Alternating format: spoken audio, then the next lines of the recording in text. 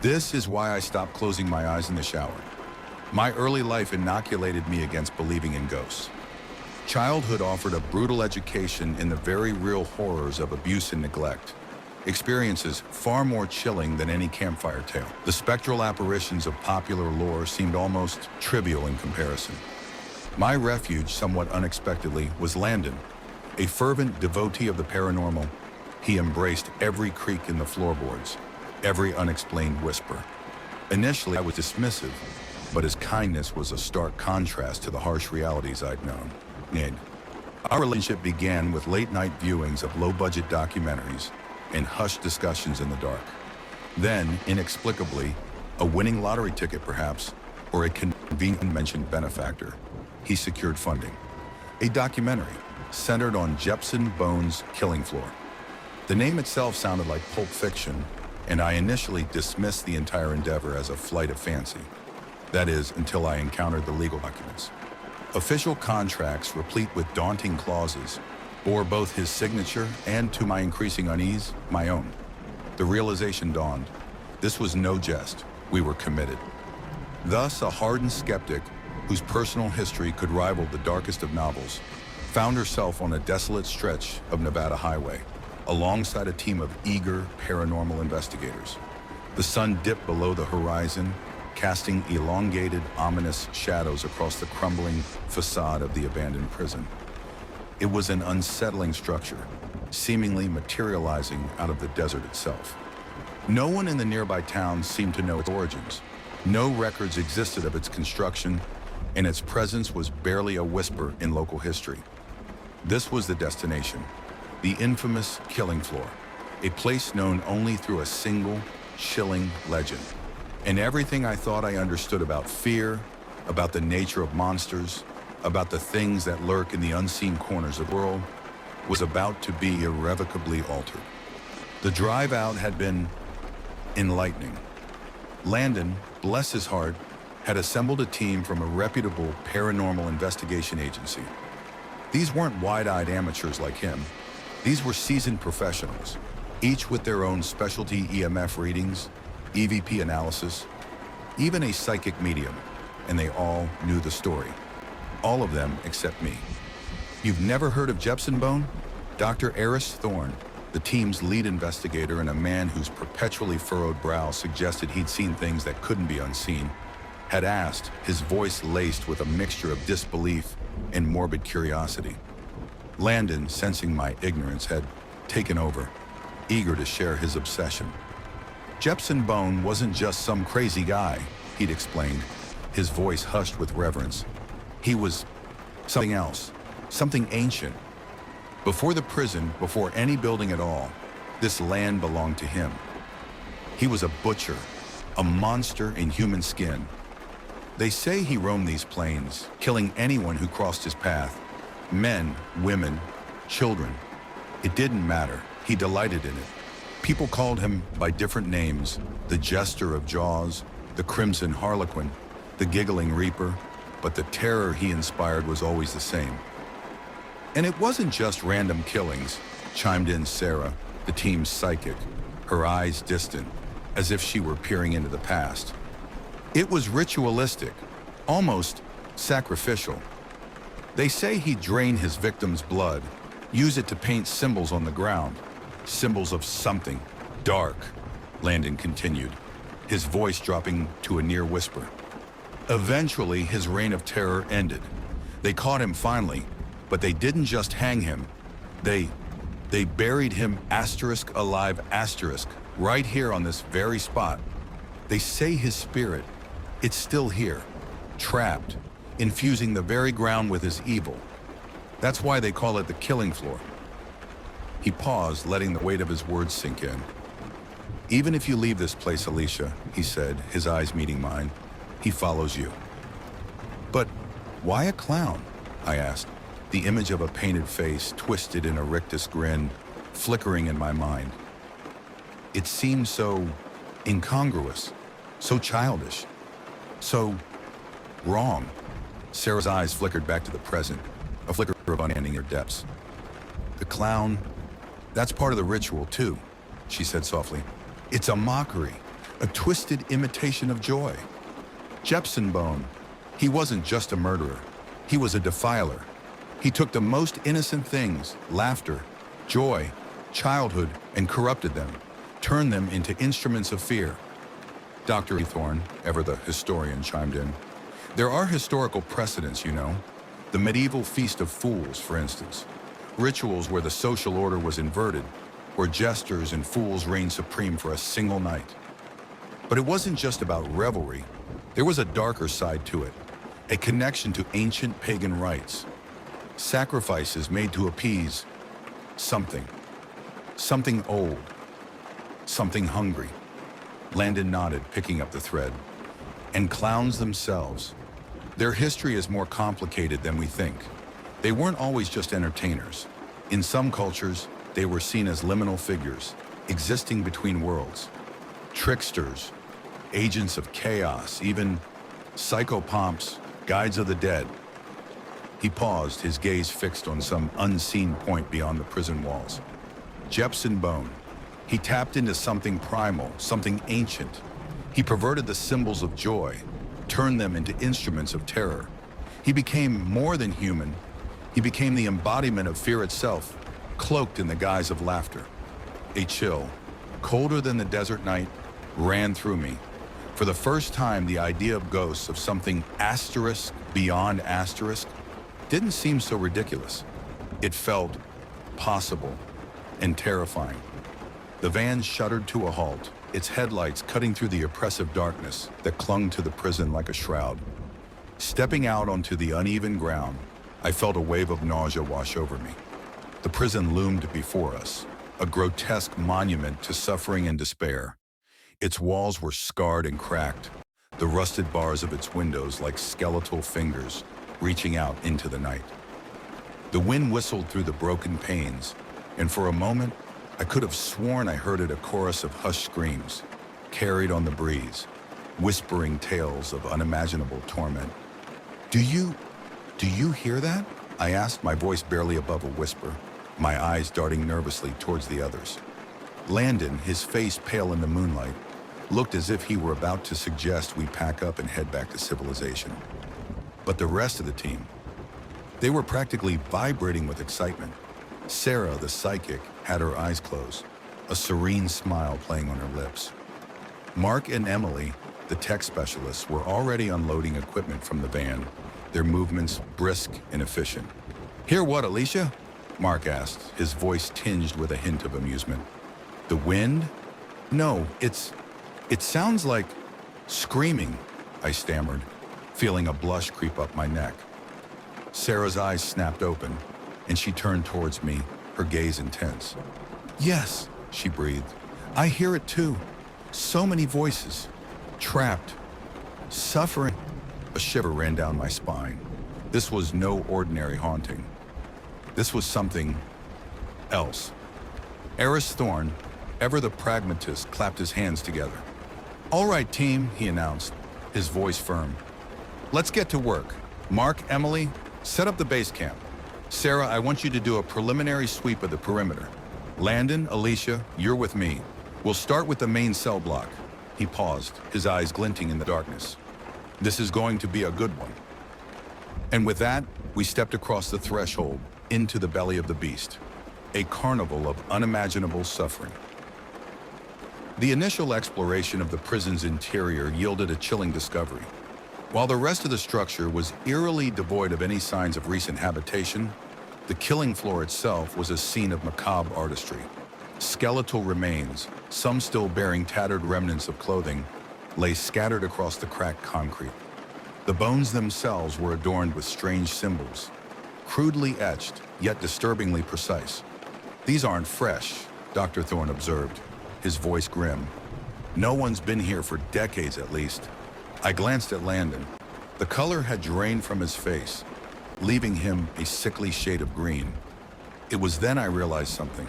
He might have been a believer in the paranormal, but I could see in his eyes that he hadn't truly believed this asterisk. The reality of Jepson Bone, the palpable evil that permeated this place, was settling in on all of us, even the seasoned professionals. But fear, it seemed, wasn't enough to deter them.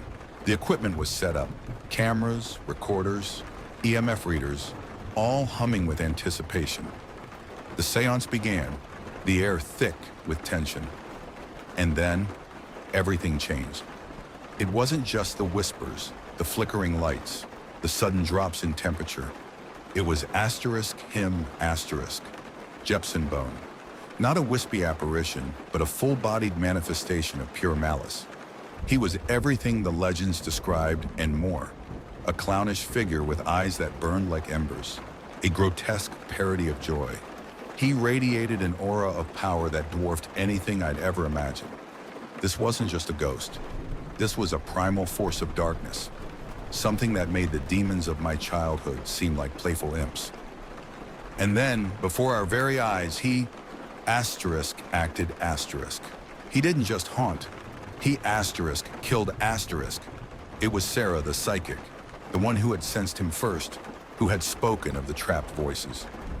He turned his attention on her, his movements swift and brutal, a horrifying ballet of supernatural violence. One moment she was there, her eyes wide with terror. The next, he was upon her. His grin widened, revealing rows of needle-sharp teeth, and with a sickening, wet sound, he plunged his hand into her chest. Not through it, but into it. His fingers, impossibly long and skeletal, wriggled within her torso, as if searching for something. Sarah's screams turned into gurgled gasps as blood erupted from her mouth, her eyes bulging in their sockets. He didn't pull anything out this time. Instead, he clenched his fist, and with a series of sickening crunches, crushed her ribcage from the inside. Her bones audibly snapped and compressed, her body contorting into a grotesque, unnatural shape. Then, with a horrifyingly casual flick of his wrist, he rolled her now compacted form across the floor. It slammed into the wall with a sickening thud, leaving a smear of blood and viscera.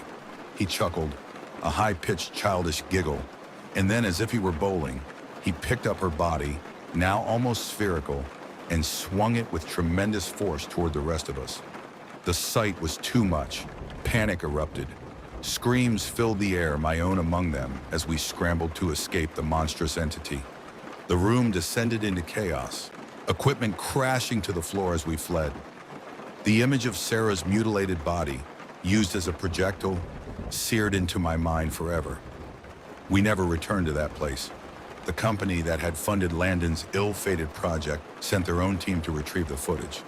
They managed to recover some of it chilling, undeniable proof of Jepsen Bone's existence. His spectral form, clear as day, was captured on camera. But the rest, the crucial moments, the horror we had witnessed, were lost, replaced by static. But not just any static. This was different. Embedded within the white noise were fleeting images, glimpses of faces contorted in agony, thousands of them, as if the very air itself was screaming. The recovered footage was a sensation, of course, irrefutable evidence of the paranormal. But none of us who were there that night felt any sense of triumph. We carried the weight of what we had seen, the knowledge of the true nature of the evil that lurked within those walls. The fame, the recognition, it meant nothing. All it did was remind us of Sarah, of the terror, and of the fact that Jepsen Bone was still out there. And that, even now, years later, I could still feel the phantom weight of his gaze on my back, the echo of his chilling laughter in my ears. The disappearances began subtly, almost unnoticed. A missing person here, a vanishing without a trace there. But then, the frequency increased. News reports blared headlines about the growing number of unsolved cases. Faces of the missing flashed across television screens, their stories recounted in hushed, worried tones. Newspapers ran front-page articles speculating about possible causes, ranging from the mundane to the bizarre.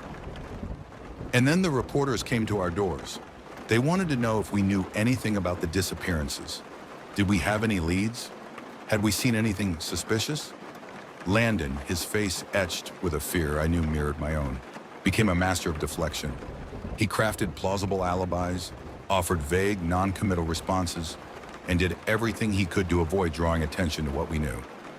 Because we did asterisk know. We knew why these people were vanishing. We knew the chilling truth that no one else suspected, and the knowledge of it was a constant gnawing terror, a weight that pressed down on us with every passing day. We were living with a secret so monstrous, so unbelievable, that sharing it would only paint targets on our backs.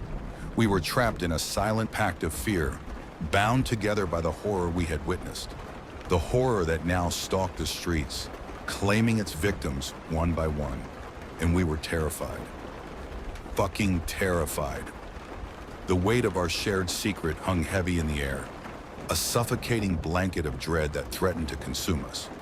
But that night, Landon, bless his soul, tried to pierce through the darkness. We sat at our small kitchen table, the remnants of a simple pasta dinner pushed aside. He reached across, his hand finding mine, his touch a lifeline in the storm. "Alicia," he said, his voice low and earnest, "I promise you, I'm going to fix this. I'm going to find a way to stop him. There's always a way." His words, though laced with a desperate hope, were a balm to my frayed nerves. He was still that kind, determined Landon I had fallen for, the one who refused to let the darkness win. He leaned in, his eyes locking with mine, and in that moment, the fear seemed to recede, replaced by a flicker of something akin to love, a defiant spark in the face of overwhelming odds. "We'll figure it out," he whispered, his lips brushing against my forehead. "I won't let him take you. I promise."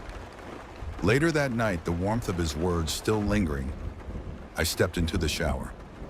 The hot water cascading over my skin was a welcome respite, a temporary escape from the chilling reality that awaited outside the bathroom door. I closed my eyes, letting the steam and the rhythmic sound of the water wash away the anxieties that had plagued me throughout the day. "Landon?" I called out, a smile playing on my lips as I heard the bathroom door creak open. "Is that you?" Silence. "Landon, why aren't you answering me?" I chuckled playfully. "Cat got your tongue?" Still no response. A prickle of unease ran down my spine. Something wasn't right. With a growing sense of dread, I slowly opened my eyes. And then I saw him. Jepson Bone. Not a suggestion, not a shadow, but him in all his grotesque glory. He stood in the doorway, his clownish face a mask of pure evil. He held something in his hand, something that made my blood run cold. It was Landon's head. Not neatly severed, but torn asterisk from his body, the ragged edges of his neck glistening with blood, and something else, through the blood that matted his hair. One side of his face was missing, a gaping hole that revealed the bone beneath. Jepson Bone grinned, a wide, terrifying expanse of teeth flecked with red. He took wisps of tissue and sinew clung to the torn flesh, dangling like grotesque decorations. His eyes, wide and vacant, stared up at the ceiling. A single tear track etched a step closer, and then another. He didn't need to speak. His presence, the chilling stillness, the grotesque trophy in his hand said it all. He had promised to protect me, and he had failed. Now it was my turn. As a final twisted jest, Jepson Bone raised Landon's head. With a sickening, wet slap, he positioned the bloody, mutilated face so that its sightless eyes covered my nakedness. The grotesque parody of modesty was the final, devastating blow. Terror gave way to a chilling, hollow despair. I was trapped, not just by fear, but by the utter, obscene violation of everything I knew. But this isn't just my story. It's yours now, too. You've heard the name, haven't you? Jepson Bone. It's a sticky thing, isn't it? Like a burr clinging to your thoughts. You've imagined his face, haven't you? That grotesque parody of a smile. Those eyes that burn like holes punched through hell. You've pictured the horror, the blood, the terror, haven't you? Don't lie. I know you have. And that's all it takes. A whisper in the dark, a fleeting image in the corner of your eye. And he's there. He's asterisk, always asterisk there. Lurking just beyond the edge of your perception. a predator in the shadows of your mind.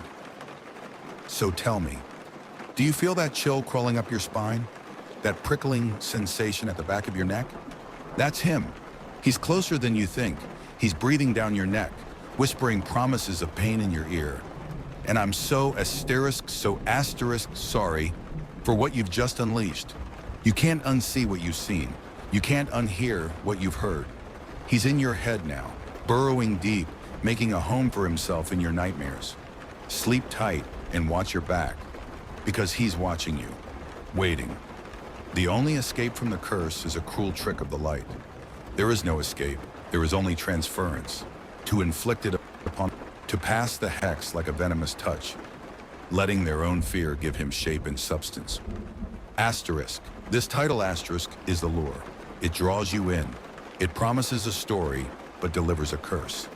The others didn't just die. They were vessels, each one slowly corrupted, their terror recorded on grainy, flickering video, a testament to the curse's insidious power.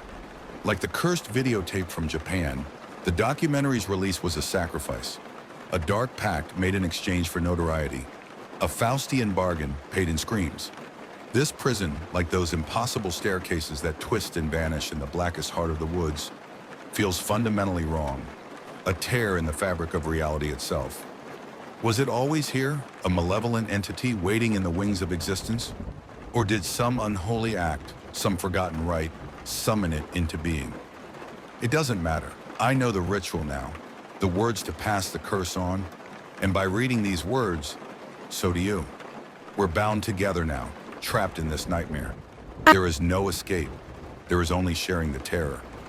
As for me, well, my soul forever roams the home of Jepson Bone, the place they call the killing floor. You'll be joining me soon. We're all waiting. Subscribe for more stories like this.